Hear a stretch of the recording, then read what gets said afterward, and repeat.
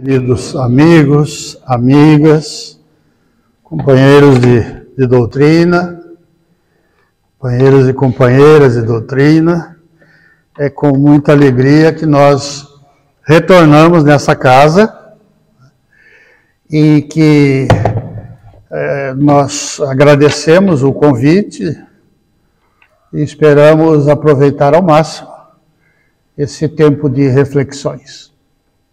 Nosso tema é o exercício da vontade. Como é que se pode exercitar a vontade enquanto espírito que somos? O Pai, nós sabemos que Ele é perfeito.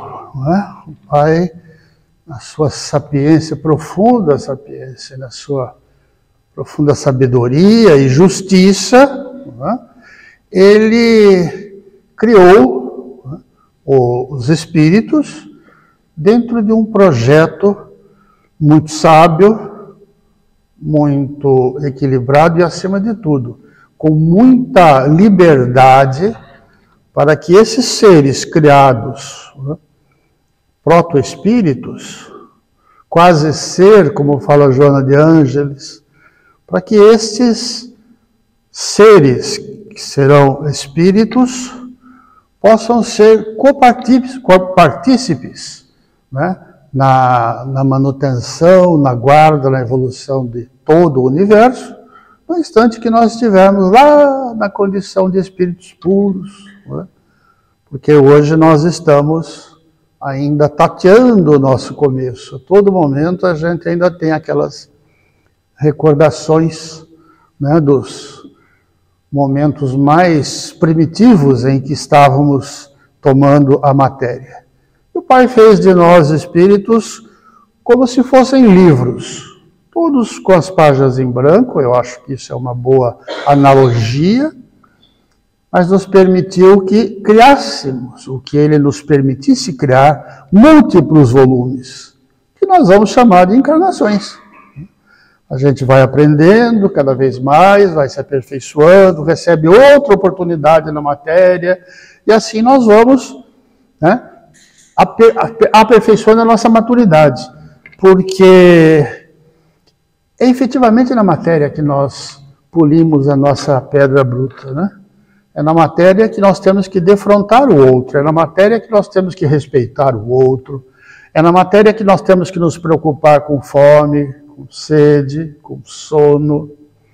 Isso tudo faz de nós seres sociais, cristãos, espíritos num processo de evolução, de um caminho de conquistar a sua maturidade. Então, à medida que esse proto-espírito está crescendo, ele vai passar pelos reinos inferiores, os reinos inferiores da criação, né?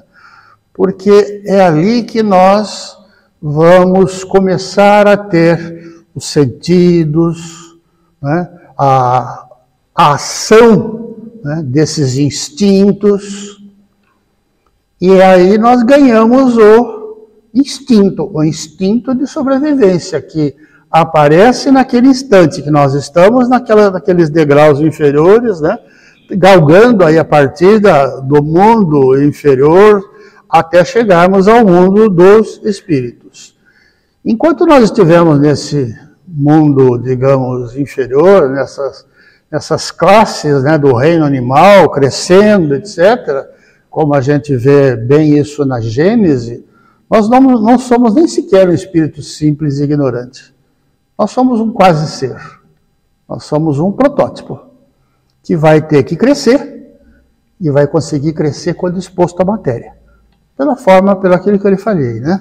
A matéria exige que você se precavenha do frio, da chuva, da fome, da necessidade de dormir regularmente, de constituir família, de aprender a conviver com o outro, aprender a definir os seus pontos de vista até o limite, né, da razão e do entendimento, e depois abrir mão para não criar aí uma cisão.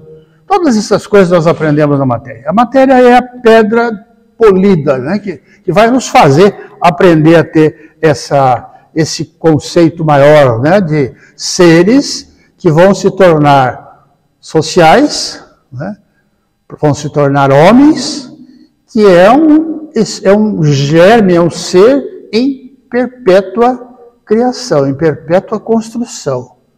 Todo espírito, até onde nós conhecemos hoje da doutrina, o que é dado a conhecermos a doutrina, ele é um ser inacabado, cuja proposta de acabar, de acabamento, é nossa.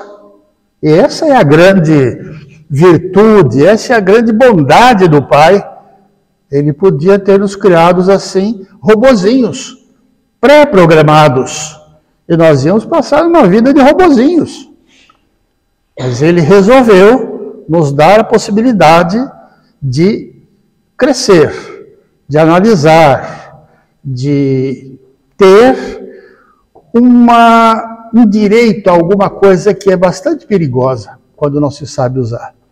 Essa coisa é uma espécie de um potro bravio, né, que está dentro da nossa mente e que se chama livre-arbítrio. O livre-arbítrio é um direito, mas é ao mesmo tempo um perigo para espíritos que ainda não souberam domar esse potro.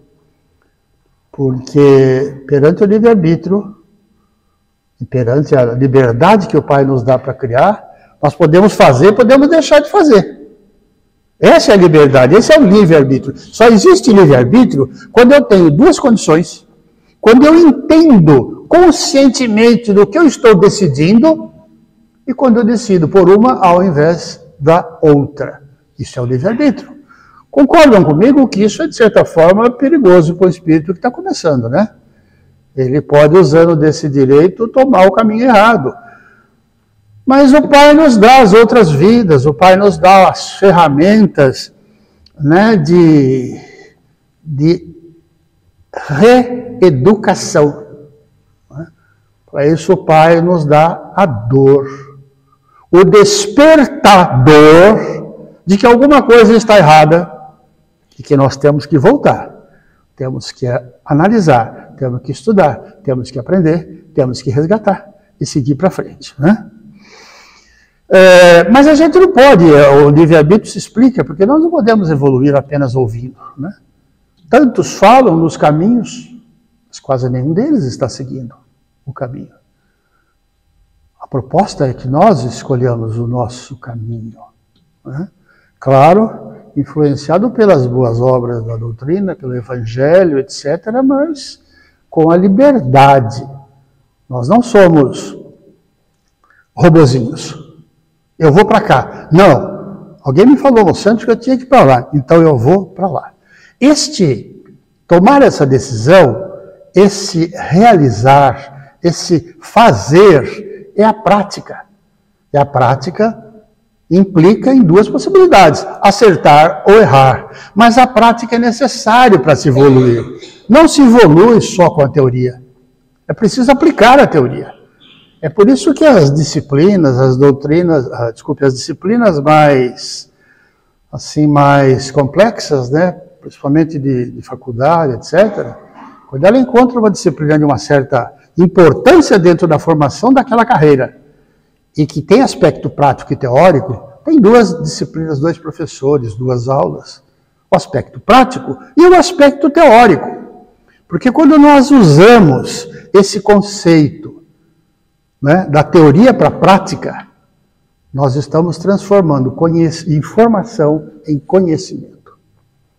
E informação, primeiro, é uma coisa que entra no nosso ouvido o tempo inteiro. Se você estiver ligado nos diversos repórteres da região das 19, 20, 21 horas, né, ele nos dá o chamado infoglot, a ingestão de informação. Por outro lado, essa forma de pegar, manusear, né, aquilo que é informação, que é informo, origem latina da palavra, se transforma em uma coisa que é conhecimento, que agora eu sei. E o conhecimento é da minha propriedade. O conhecimento, quando eu estudo, quando eu reflito, e às vezes eu retomo esse tema, eu estou guardando esse conhecimento na memória, né? E tem uma caixinha No meio daquelas prateleiras enormes tem uma caixinha. Eu sei que aquele conhecimento está naquela caixinha. Eu posso retomar a hora que eu quiser. Quanto mais eu retomar, mais aquela caixinha vai ganhar importância até ficar lá na frente. Tipo Google, né? Aquilo que todo mundo pede já está de saída, já está na ponta. E se eu não recuperar isso nenhuma vez, ele vai apagar, por obsolescência, né? Naquele trabalho do cérebro, né? Agora estou falando do cérebro mesmo, de fazer a faxina, né? De fazer a poda dos ramos ruins, daquelas ligações que não vão a lugar nenhum, que nunca ninguém passou de volta. A nossa rede neural, né? O processo do sono, ele é podado. Isso é um trabalho automático do cérebro. É tão automático que enquanto o cérebro faz isso, ele nos dá uma série, ele nos dá um filminho para a gente assistir. O sonho. Algumas vezes é a nossa alma que se emancipa e está pela erraticidade. Algumas vezes é aquilo que a gente chama de sono onírico, que é o cérebro diz assim, ó, eu vou passar um filminho agora para você entreter, porque agora eu não posso dar atenção para você. Agora eu vou fazer o corte de tudo que não é necessário, de forma que haja meios. É como a gente faz de vez em quando no computador, né? Vamos fazer uma limpeza de todo o lixo que está lá no nosso disco, no nosso HD, porque senão já não cabe mais nada, né? É preciso fazer isso. Okay? Então, nós estamos criando forma para a informação, que era informo, estamos trabalhando com conhecimento que será catalogado. O espírito não conseguiria a sua evolução plena, né, se ele não tivesse a condição da tomada de decisão, especificamente do livre-arbítrio. Vamos tomar esse ser mitológico da Bíblia, ao qual Kardec nos pede respeito, né? É o Adão e Eva. Na teoria do conto do Adão e Eva, eles eram robozinhos, né? Nós somos o hardware, lá na mente está o software. No software deles foi criado o seguinte programa que dizia assim, divirta-se, coma todos os frutos, só não coma daquela árvore. Por quê? Por que perguntou Adão para Eva? Ela disse, não sei. Ele falou para a serpente, por quê? A serpente falou, não sei, mas toma que é gostoso. Tudo faz parte da mitologia, da historinha do Antigo Testamento, ok? Nós temos a nossa afinidade como cristãos que somos no Novo Testamento, que trata de Jesus. O Antigo Testamento é extremamente histórico, mitológico, né? E coisas que se aplicam no nosso dia a dia. Você pode ler tudo, por exemplo, leia todos os profetas menores, Oséias, Joel, Amós, Obadias, Jonas, Miqueias, Raum, Rabacuque, Ageu, Zacarias, Malaquias, Sofonias, você não vai encontrar nada que diga respeito ao nosso mundo, ao nosso tempo. Ele só vai falar de Palestina, Judeia. É antiga. Então não tem nenhuma aplicação para nós. Né? Mas o momento em que o Adão comeu aquela maçã, ele comeu da árvore da sabedoria. Agora ele abriu a possibilidade do livre-arbítrio. E isso é sair daquele paraíso em que ele não fazia nada. Porque agora ele pensa, ele raciocina, ele tem a obrigação de raciocinar entre o pode e o não pode. Ele comeu da árvore da vida, ele comeu da árvore do conhecimento. Ele já não é mais um serzinho pré-programado, sem saber por quê. Porque sem saber por quê é um problema sério. Muitos de nós passou por outras agremiações religiosas. Eu sou um exemplo. E o fato de não ter a explicação, para mim, era uma coisa que me machucava. Sabe, que eu discuti muito discuti no bom sentido, com o padre que eu tinha intimidade, porque eu dizia assim, você tem que me explicar. A girafa é maior, ela olha por cima do muro. O canguru dá uns pulos enormes. A águia voa lá em cima. Eu só tenho um diferencial. Eu sou um ser racional. Então você não pode me levar nessa história de é um mistério. Tem que ter uma explicação. Nem que seja por ser assim, quase, mas você tem que me dar uma explicação. E ele nunca me deu e eu fui procurar a minha explicação. Né? E essa explicação é aquela que faz da doutrina uma consoladora. Ela não consola porque ela fala coisas bonitas para nós. Ela consola porque ela explica. E quando nós sabemos a explicação, nós não podemos mais relegar a Deus. Nós não podemos mais blasfemar. Porque nós passamos a entender que nós somos hoje o fruto daquilo que fizemos nas encarnações passadas. E o que estamos fazendo hoje é a construção da próxima encarnação, que se soma a todas as outras que ainda estão na coluna do débito, né? Na coluna do débito do nosso livro.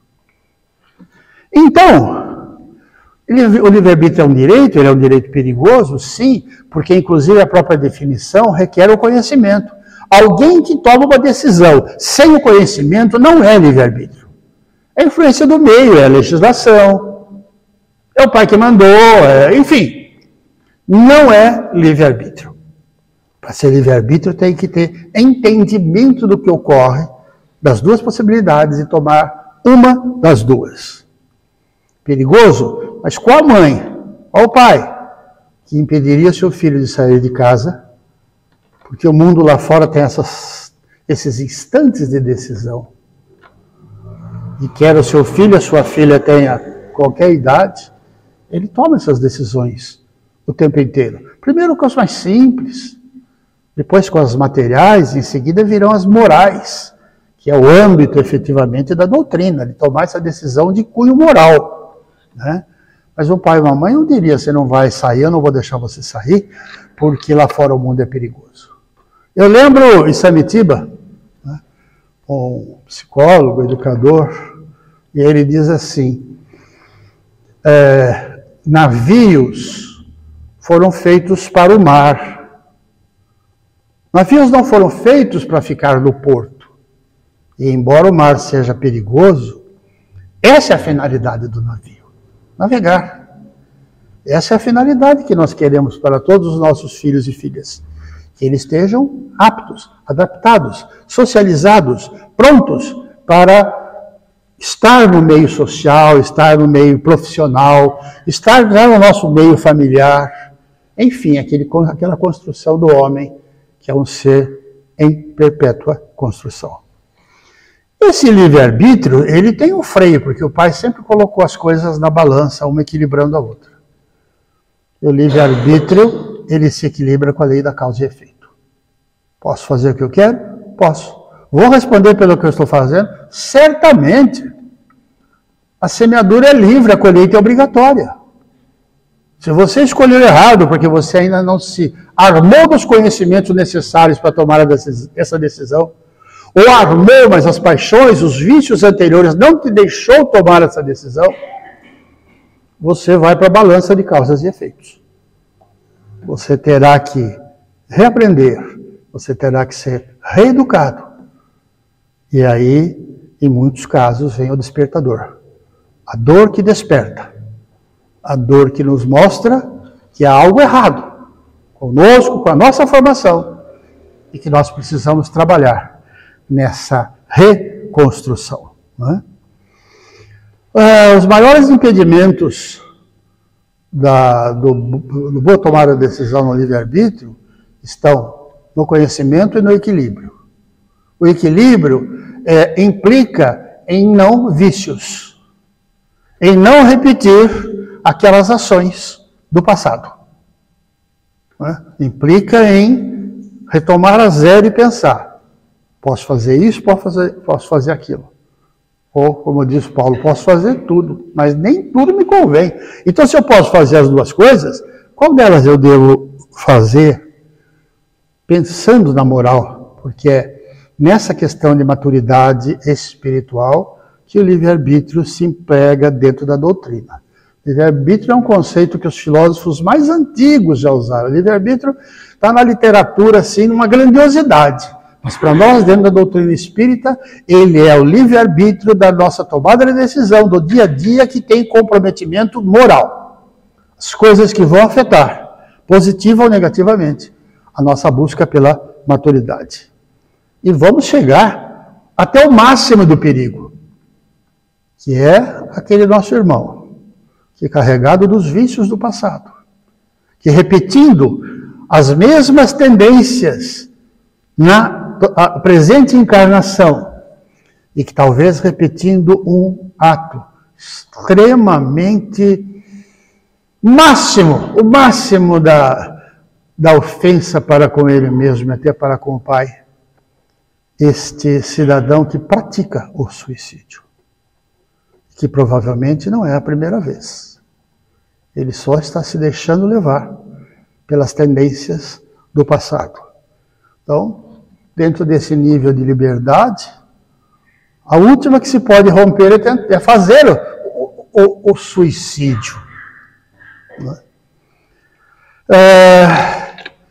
Aí temos um outro cuidado, porque se esse livre-arbítrio é tão importante, é tão respeitável para nós, ele também tem que ser respeitado para o próximo. Não?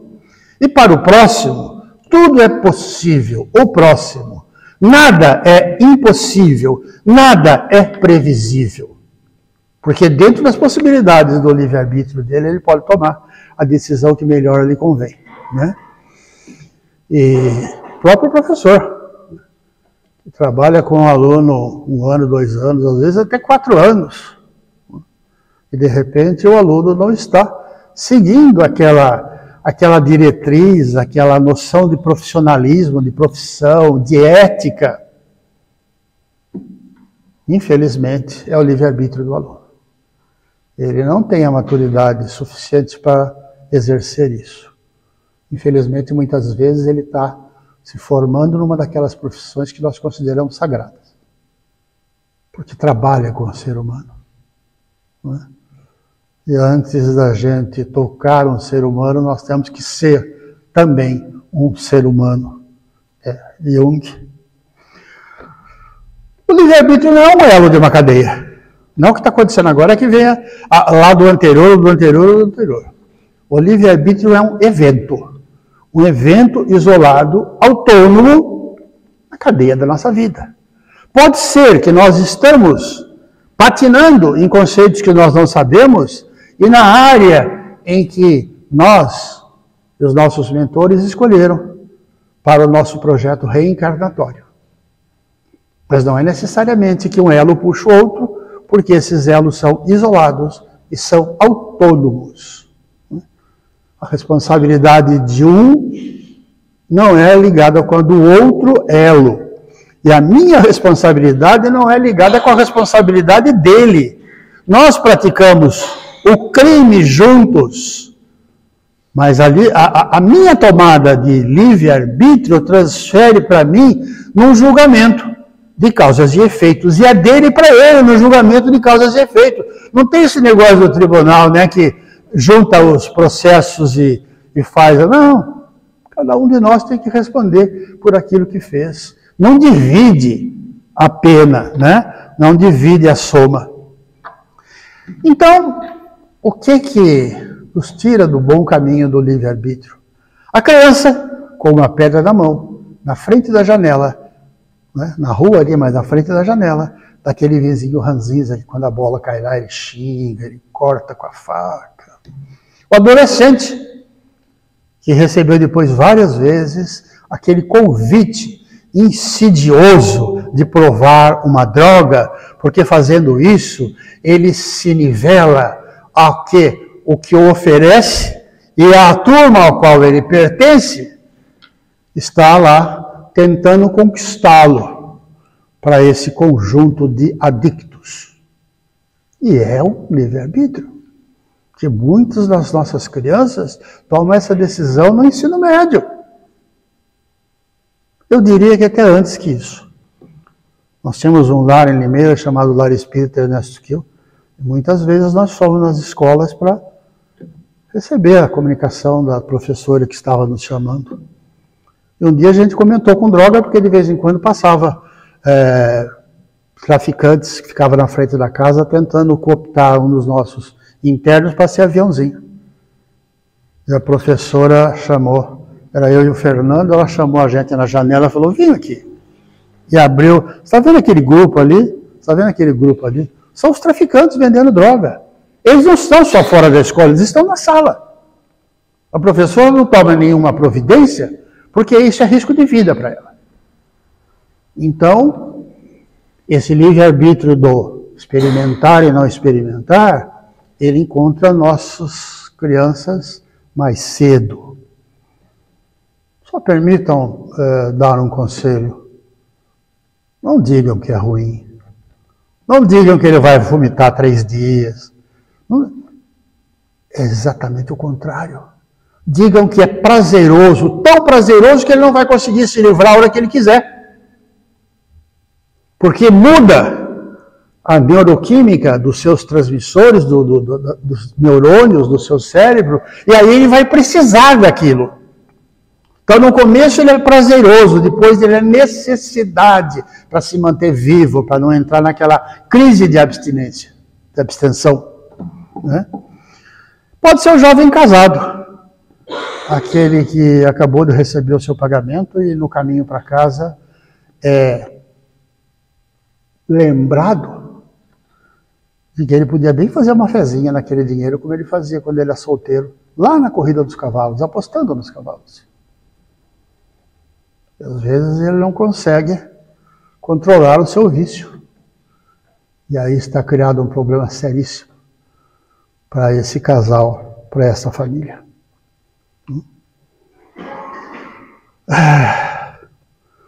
O livre-arbítrio é aquele austero senhor, que por décadas é o contador ou o diretor financeiro da empresa. E que agora já meio cansado do trabalho, já meio cansado de seu 20 anos de contador, de repente começa a ter ideias estranhas. Olhando os livros, encontra uma rubrica que praticamente ninguém mexe, e que ele tem certeza que se ele fizesse um desfalque, uma fraude, a partir daquele valor, ele levaria muito tempo para ser descoberto, se é que ele seria descoberto. Se ele não fizesse uma contabilidade de jogo, uma contabilidade de encontro, talvez nem fosse. Mas é esse o momento, né, que nós somos tentados a fugir da boa análise entre o que é positivo e o que é negativo.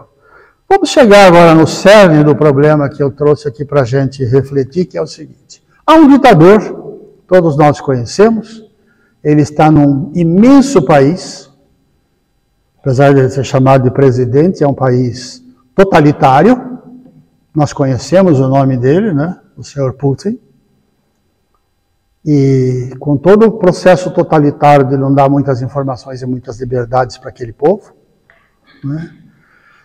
Ele exercitou de maneira exacerbada o seu livre-arbítrio de conquistar mais terras ao lado do seu país,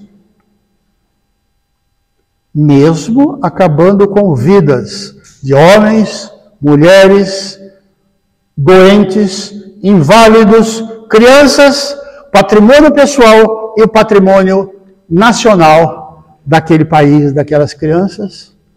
Porque como ele pode, né? O livre-arbítrio é isso, é um brinquedo perigoso, ele pode. Ele resolveu brincar com seus brinquedos de guerra na outra terra ali na frente. Já falaram um monte de bobagens que ele vem falando até hoje. E com isso ele vem matando crianças, homens, mulheres, idosos, vem destruindo todo aquele patrimônio. Né? A gente vê nos repórteres, né? Aquela busca pela água, que em muitos lugares não tem. Aquela busca pelo pedaço de pão, para quem está fugindo, que em muitos lugares não tem. A busca daquele lugar, né, dentro de um metrô, dentro de uma casa-mata, para poder viver, né, alguns instantes, para pelo menos dormir uma noite,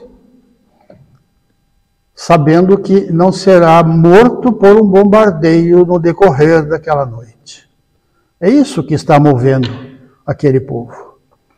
Um filósofo disse, né, Deus criou o homem o menos possível para que o homem se possa criar o mais possível. Quando o homem tem essa possibilidade de se criar o mais possível o livre-arbítrio, ele tem que ser educado espiritualmente o mais rápido possível, para que ele não use essa ferramenta tão perigosa, né, em detrimento do outro, né, do irmão. É a lei da autoconstrução. Né? A autoconstrução é feita graças ao livre-arbítrio.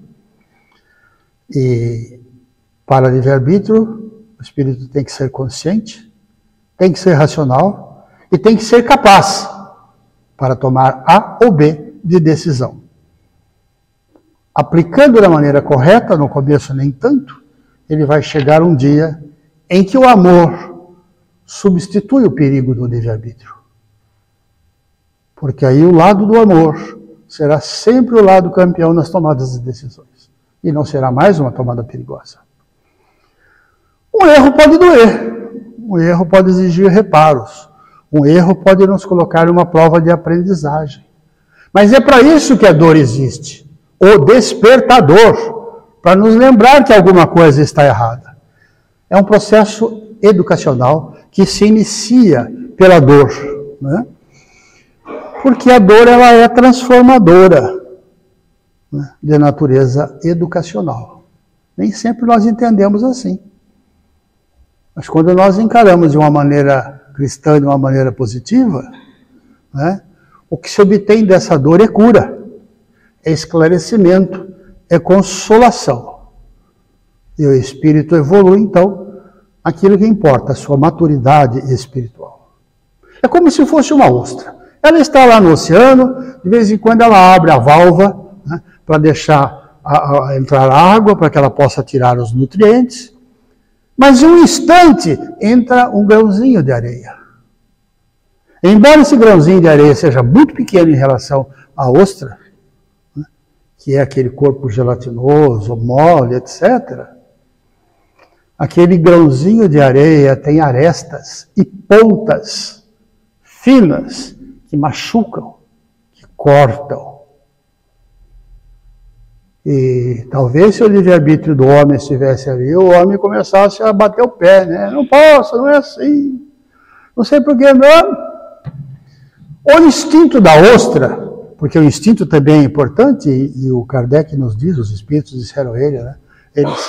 Que nós estamos dotados de instinto, e que o instinto é um guia seguro. Então talvez não seja na primeira ou segunda transição que nós vamos perder o instinto. Por enquanto nós precisamos dele. Até porque quando o pé esquerdo tropeça, o pé direito corre na frente e ampara. Até porque quando o objeto vem voando na direção dos nossos olhos, a gente ampara. Então, a ostra, usando o seu instinto, e a partir daquele estímulo de dor, ela começou a cercar o grãozinho de areia com camadas daquele muco que ela gera. O muco foi secando, ela foi colocando camadas em cima, e o muco foi secando, camadas em cima, até que ela construiu uma pérola. Agora é um corpo, quase uma esfera, mas é muito liso, e já não incomoda mais ter aquele corpo dentro da sua casca. Agora é a ostra da pérola. Ela soube neutralizar os efeitos da dor, porque como ela não vai acabar com as areias, é melhor que ela aprenda a dominar as areias que entrarem na sua casa. Não é? Essa é a forma com que a ostra consegue conquistar e lidar com a dor. O homem também carrega seus instintos básicos, preso num círculo vicioso de dor. E às vezes a gente faz o que não deve. Por quê? Porque podemos. Porque o livre-arbítrio me dá esta condição. Ele é um direito. Se eu não tenho suficiente educação moral e consciência para tomar a decisão correta, problema meu. Tem que continuar se educando. Tem que continuar se especializando a aplicar muco para fazer a areia virar pérola. Né? Principalmente as ações intempestivas, as ações conduzidas sem prudências, né? Aquelas que fazem com que paguemos a conta no aprendizado. Né? E essa conta pelo aprendizado ela não vem das formas mais fáceis, muito pelo contrário. Né? E assim como isso existe, né, dentro da condição moral, né, das causas e efeitos, isso é tão verdade que no mundo físico, na física, chama-se ação e reação. E ela diz, se você aplicar uma força no muro, e o muro for suficientemente resistente, ele vai resistir Em sentido contrário, quer dizer, do muro para você, com a mesma intensidade, só que em sentido contrário, do muro para nós. A gente aplica no muro, e a física diz, o muro te devolve. Então, o livre-arbítrio, que o dicionário diz que é a possibilidade de se decidir, escolher em função da própria vontade, isenta de qualquer condicionamento, motivo ou causa determinante. Aí o pessoal está deitando e rolando e fugindo, aqueles que não estão na doutrina espírita, que, por exemplo, os neurocientistas dizem, não, isso é efeito no meio. Como ele não reconhece o espírito, ele diz que a mente é o produto do cérebro, ou o cérebro é o produto da mente, já viu os dois casos? Ele está dizendo, não, absolutamente, é o meio que está conduzindo isso. Se você é um caçador inglês e um coelho corre na sua frente no mato que você está escondido, você não pensa duas vezes em dar um tiro no coelho. É do meio onde você foi educado. Não é do nosso meio. Nós nem entraríamos nesse mato com a espingarda, quanto mais matar um pobre inocente coelho. E, por exemplo, tem os truques do cérebro. Vendedores, supermercados, eles são especialistas em montar isso. O cidadão tinha na loja dele 3 tipos de cerveja. Uma era mais cara, vendia muito pouco. A outra era a mais barata e ele tinha uma do meio, que ele queria vender, porque dava um lucro maior do que a do meio, uma vez que a cara quase que não vendia. Simples. Ele foi lá e pôs assim, a cara aqui. A que ele queria vender, no meio. É a mais barata na ponta. Deixa que os meios, hábitos e costumes vão dizer para nós, e essa terceira não presta. E a primeira é muito cara. Onde eu vou na do meio. É assim que nós tomamos decisão praticamente o tempo todo. E o livre-arbítrio é o oposto do determinismo. Nós espíritas não acreditamos em um segundo em determinismo. Determinismo quer dizer destino, destino quer dizer eu sou o fantoche na criação. Tudo que acontecer é culpa do destino. Se der certo, não é a minha glória, a minha honra, meu direito, é o destino. Se der errado, eu também não sou culpado, foi o destino queria assim. Então esqueçamos, Nós vivemos pelo livre-arbítrio, pelo raciocínio, e o determinismo, o destino está fora da nossa doutrina, ok? E lá no Livro dos Espíritos, questão 872, o Espírito de Verdade diz que ele pode, como prova de expiação, escolher uma existência em que seja arrastado ao crime. Ele, o Espírito, lá no seu planejamento reencarnatório, escolheu uma existência onde ele será arrastado para o crime. Por quê? Porque ele foi morar num local de alto risco.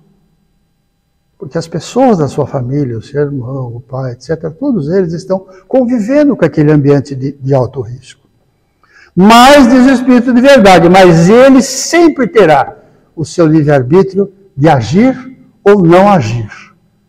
De tomar decisão segundo o meio ou tomar decisão segundo aquela parte boa, que nós todos temos.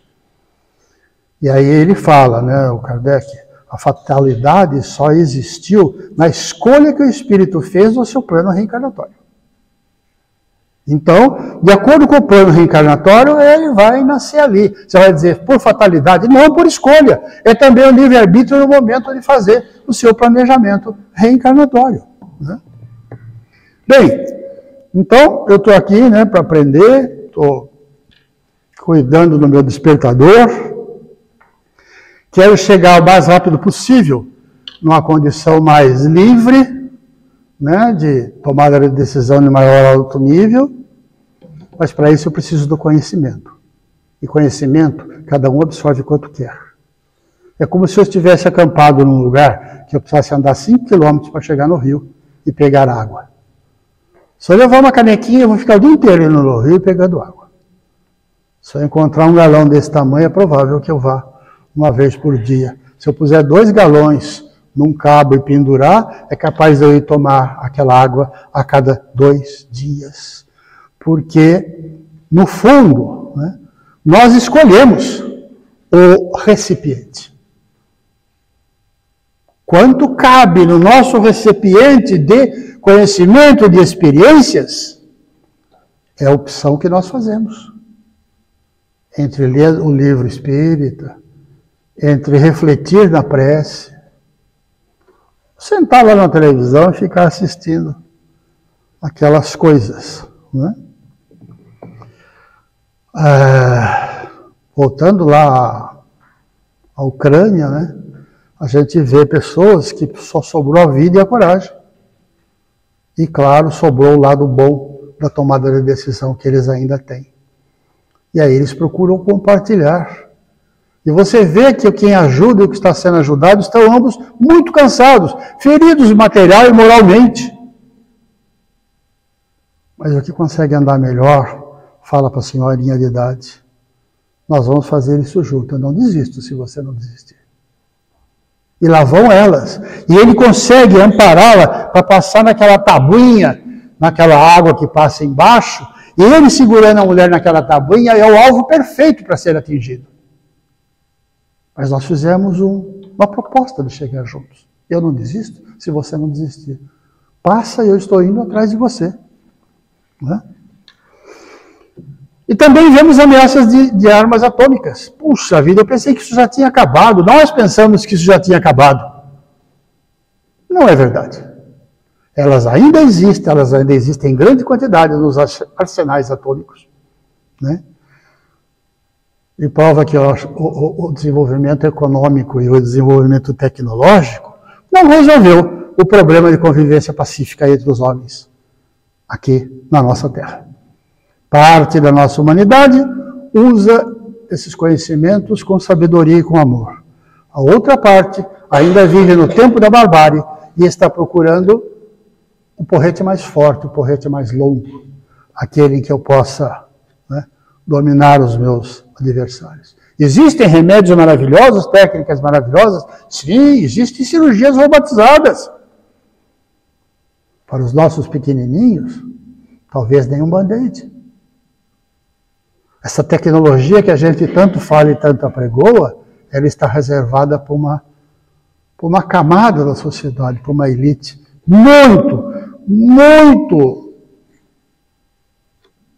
separada do dia a dia, do nosso dia a dia, daqueles que estão procurando um curativo. Né? O computador, esse grande elogiado, Big Brother, ele está tirando o emprego das pessoas. Olha, eu trabalhei mais de 30 anos na área da computação. A minha formação era da computação. Eu nunca tive outra esperança que não. O computador está rearranjando as coisas de uma forma bastante perigosa. Ele está tirando postos de trabalho. Anteriormente era, por exemplo, aquele nosso irmão cortador de cana, né? Porque era mais rápido com a máquina. Hoje ele já está tirando emprego de advogados. Porque tomar decisão a partir de textos fixos de um contrato, e mais a inteligência artificial, e mais a inteligência profunda, isso é brincadeira para o computador.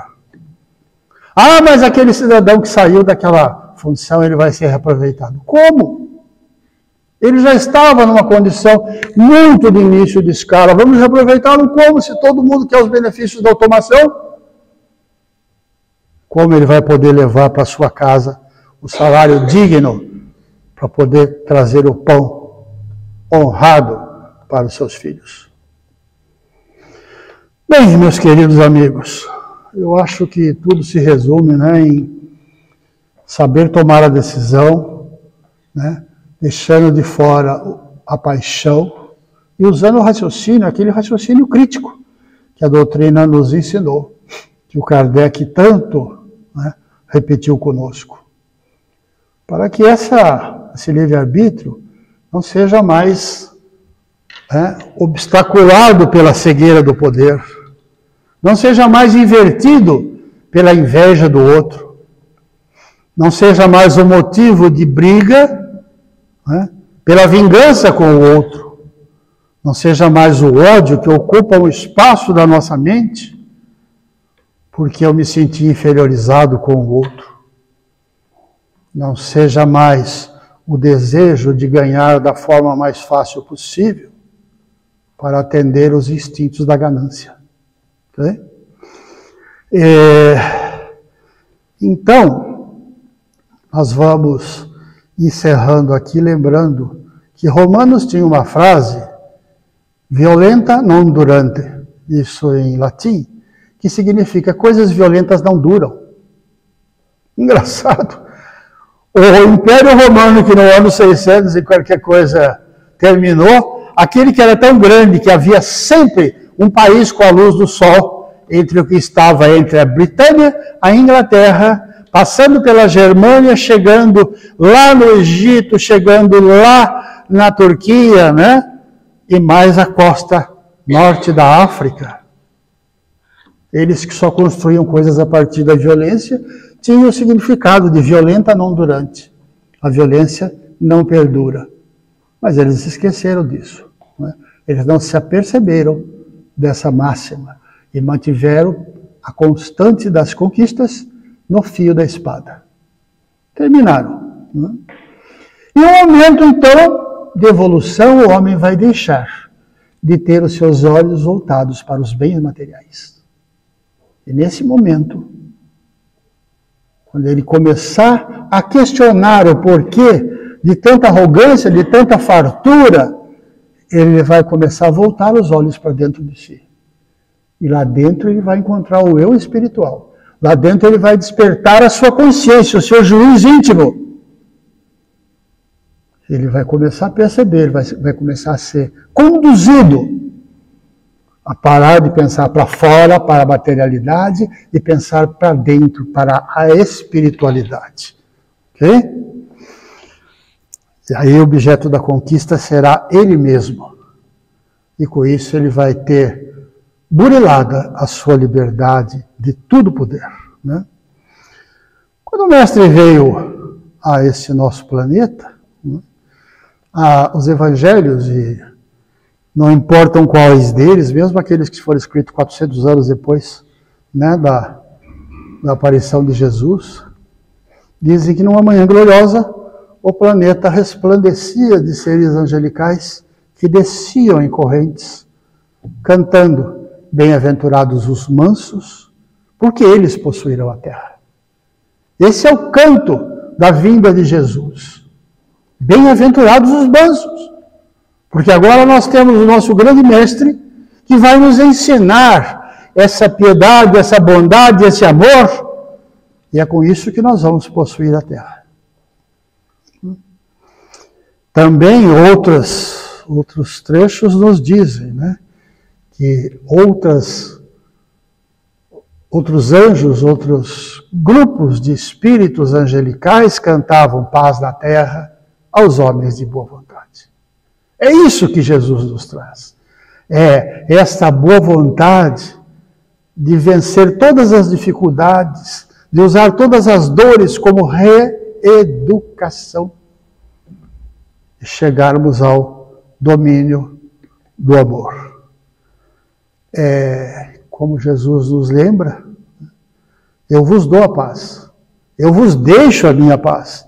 Não dou a paz que o mundo dá, para que a minha alegria seja em vós, que seja perfeita alegria e que nunca ninguém tire de vós a vossa alegria. Muito obrigado.